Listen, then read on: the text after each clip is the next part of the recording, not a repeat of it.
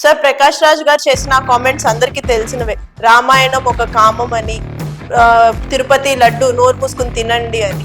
మరి అసలు ఈ కామెంట్స్ వెనకాల ఉన్న అసలు ఏంటి? దీనిపైన మీ అభిప్రాయం ఏంటి? ప్రకాష్ రాజ్ తాలూకు మైండ్ సెట్ సరిగ్గా పనిచేస్తుండే. ఎందుకంటే ఇండస్ట్రీ బహిష్కరణకి మన రామాయణం కామం, రామాయణం కామం, తర్వాత నోరు మూసుకొని లడ్డు తినండి.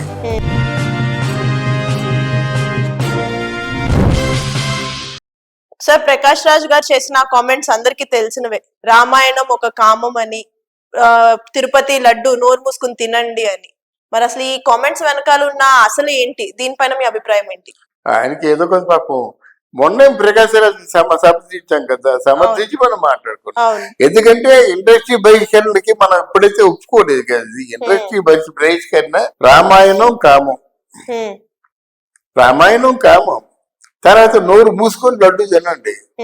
అది ఎవరో క్యాప్సూల్ పెట్టారు కానీ అది ఆయన భావన. అది ఆ భావన అయినా సరే ఎంత మాత్రం క్షమించకూడదు. రామాయణం అంటే ఆయనకి ఏం తెలుసమ్మా? రామాయణంలో ఉన్న పవిత్రత గురించి ఏం తెలుసమ్మా? దేశంలో సృష్టిలోనే కుటుంబ వ్యవస్థ ఉన్నంత కాలం రామాయణం బ్రతికే ఉంటుందని ఆ మూర్ఖుడు తెలుసుకోవాలి. అన్నలున్నారు, తమ్ముళ్ళున్నారు, వదినలున్నారు, తండ్రులున్నారు, పిన్నమ్మలున్నారు, తల్లులున్నారు, మంచి స్నేహితుడున్నాడు, మంచి బంటు ఉన్నాడు. ఇంతకంటే గొప్ప కావ్య వస్తువు ఏదమ్మా? ఆదర్శవంతమైన రాముడు ఎప్పుడు దేవుళ్ళ చెప్పుకోలేదు కదా. మానవ జీవితానికి నిలువెత్తు నిదర్శనం రాముడు. ఎప్పుడు మానవుల్లాగే ప్రవేశించాడు. రాబోయే తరంలో మానవులు కూడా ఆయన్ని ఆదర్శంగా తీసుకునే విధంగా ప్రవర్తించారు. ఇద్దరు ముగ్గురు పిల్లల్ని చేసుకున్నాడా? లేదు కదా. తమ్ముడు విడిచిపెట్టాడా? వేరే పద అన్నాడా? అనలేదు కదా. అందరినీ తమ్ముళ్ళు ఒకలా చూశాడు.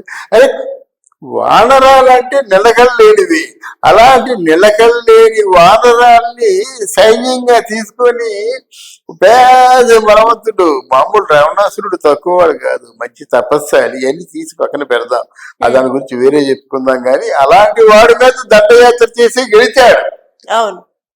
ఒక వానరు పేరు ఆంజనేయుడు వెళ్ళి లంకకెళ్ళి మొత్తం ఈ రావణాసురుణ్ణి తల కిందులు చేసేసి పూర్తి తలకాయ పట్టుకున్నట్లా చేసుకొని లంకంతా మొత్తం కాల్చేసి ఆ సీతమ్మ వారి దగ్గర నుంచి ముద్రిక తీసుకొచ్చాడు.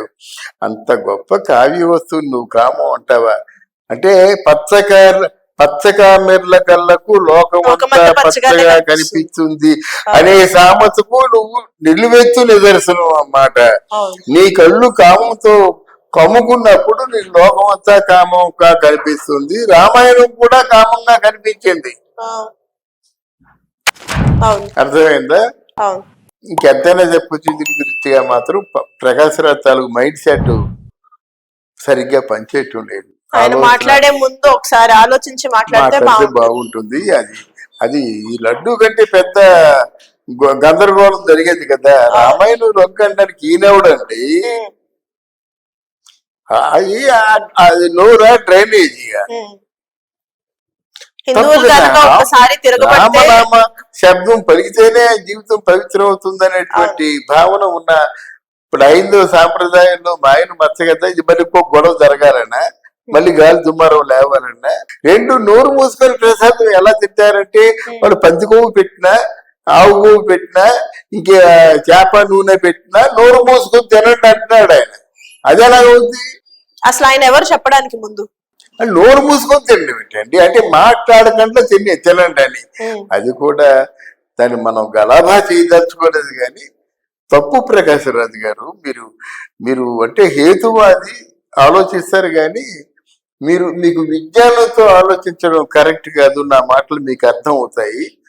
వివేకంతో ఆలోచించండి. ఈ విజ్ఞానం వివేకం అనే మాటలు నేను ఎందుకు ప్రయోగించానంటే, విజ్ఞానం క్వశ్చన్స్, విజ్ఞానం తల్లిదండ్రులు ఎందుకు చూడాలి అనేది విజ్ఞానం. వివేకం ఏంటంటే తల్లిదండ్రులే ప్రత్యక్ష దైవాలు.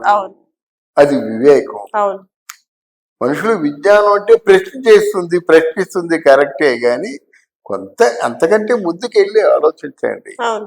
అంటే మీ మాటలు 10 మందికి స్ఫూర్తిగా ఉండాలి, కానీ 10 మంది నోళ్లలో నాని మీరు ఇలాగా బహిష్కరణకు గురి కావలసిన సందర్భాన్ని కొని తెచ్చుకోవద్దని నేను ఫైనల్ గా హెచ్చరిక చేస్తూ ఒక senior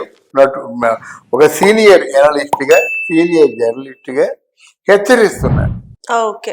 okay sir, thank you so much. Thank you అమ్మా, థ్యాంక్ యూ.